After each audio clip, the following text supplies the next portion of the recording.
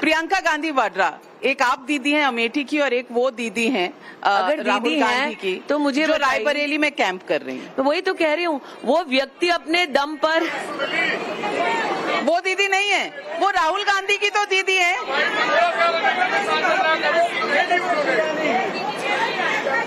मैं स्पष्ट कर दूं, राहुल गांधी अकेले क्या चुनाव लड़ने का दम नहीं रखते हैं। जिस आदमी को अखिलेश यादव के सहारे की जरूरत है, वो क्या नेता होने का दावा करता है। अगर राहुल गांधी में दम था तो वायनाड से पर्चा क्यों भरा, सीधा रायबरेली से पर्चा भर देते। पहले वायनाड की जनता को धोखा दिया, वायनाड से पर्चा भरते वक्त वायनाड की जनता को नहीं बताया रायबरेली जा रहे हैं, और इतने बड़े नेता हैं तो यहां से लड़ लेते हैं। पर यही तो कांग्रेस कहती है उनकी स्ट्रैटेजी है। क्या वो आप पड़ोस की सीट से लड़ो? मैं चौंक जाऊंगी कि राहुल गांधी निकम्मे हैं, वो तो दुनिया जानती है। इसमें चौंकाने वाली क्या बात है कि राहुल गांधी में दम नहीं है। लेकिन अखिलेश यादव और राहुल गांधी एक हो जाते हैं तो कई बार 1 और 1 11 भी हो जाते हैं। 9-2-11 हो जाएंगे, आज आपको इस बात का आश्वासन देती हूँ। ममता बनर्जी कहती हैं पहले कि वो बाहर से सपोर्ट करेंगी इंडिया अलायंस। देखिए, ममता जी को अंदर सपोर्ट नहीं है, इसलिए बाहर से सपोर्ट करने की बात करते हैं।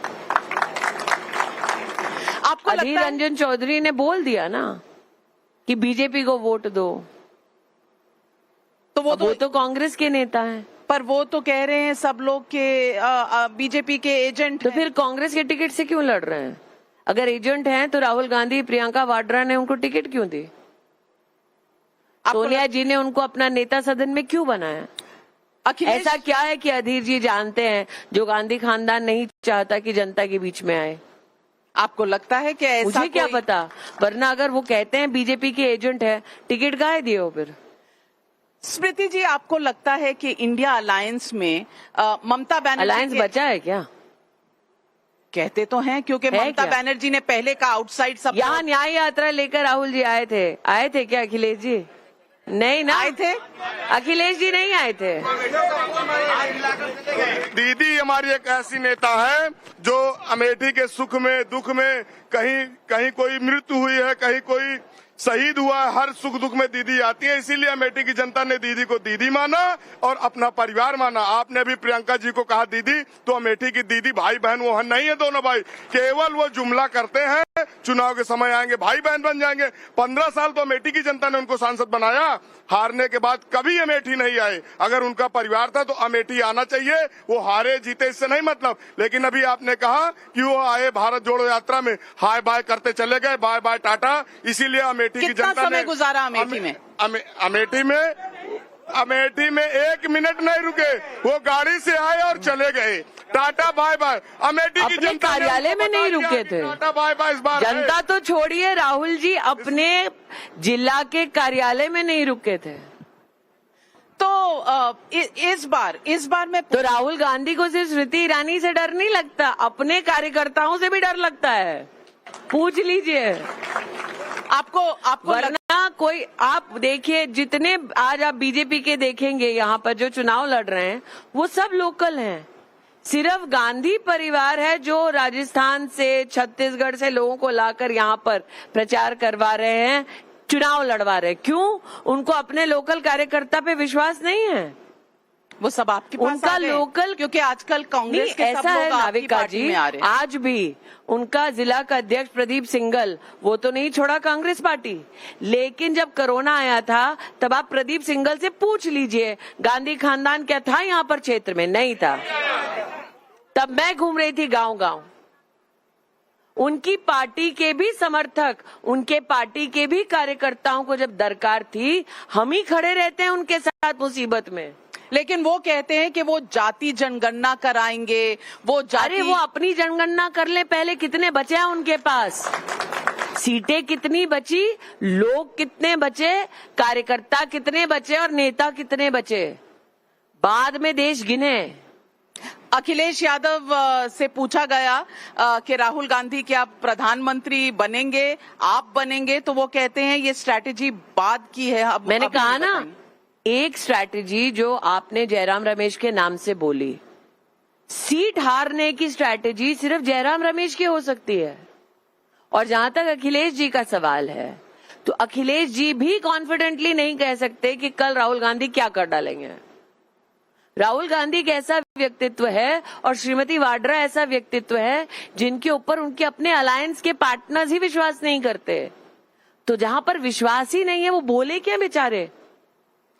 आपको अजीब लगता है कि प्रियंका गांधी वाड्रा जी भी अमेठी से लड़ सकती थी पर नहीं मुझे लड़ी? अजीब नहीं लगता, क्योंकि भागने की फितरत सिर्फ भाई में नहीं है।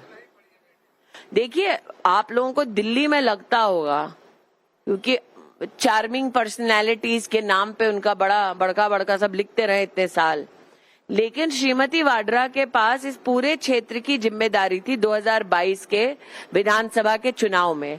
हमारे यहाँ 5 विधानसभाएं, उनमें से 4 विधानसभा में हमने उनकी जमानत जब्त करा रखी है और 5वीं विधानसभा जगदीशपुर में हारे हैं। और हर विधानसभा के चुनाव में, हर विधानसभा क्षेत्र में दोनों भाई बहन ने 22 में भी बहुत बड़ी बड़ी रैली करने का प्रयास किया कि नहीं किया। तो आजमाइश हो चुकी है, हराया जा चुका है। तो आपको आज लगता है जिला पंचायत अध्यक्ष भाजपा का है, एमएलसी भाजपा का है, सांसद भाजपा का है, सरकार प्रदेश में भाजपा की है, केंद्र में सरकार भाजपा की है।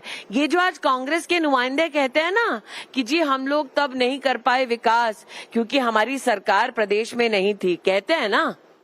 प्रियंका जी का तो अपना वीडियो बाहर आया है जिसमें वो कह रही हैं, खुद स्वीकार कर रही हैं 2012 में, नहीं 22 साल हम लोग यहाँ रहे हैं, हम लोग अमेठी का विकास नहीं कर पाए हैं क्योंकि हमारे पास प्रदेश में सरकार नहीं थी।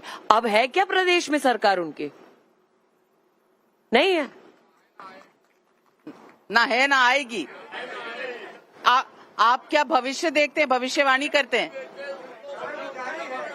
यहाँ पे उनका नेता बता दो ना, यहाँ पे एक नेता उनके जिला अध्यक्ष की जमानत जब्त कराइए तिलोई में।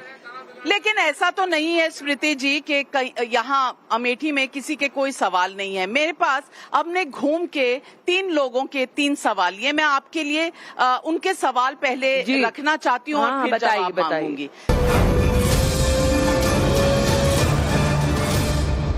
हमारे अमेठी के रहने वाले स्मृति जी, हम आपसे पूछना चाहते हैं, आप हमारी सांसद हैं, कि क्या आपने जो वादा किया था 17 रुपए किलो चीनी का, वो हम लोगों को मिली? नहीं मिली।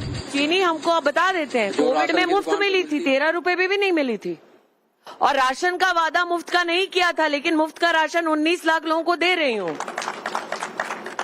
ठीक है, तो ये जो बोल रहे हैं 13 रुपए किलो चीनी की जो बात कह रहे हैं,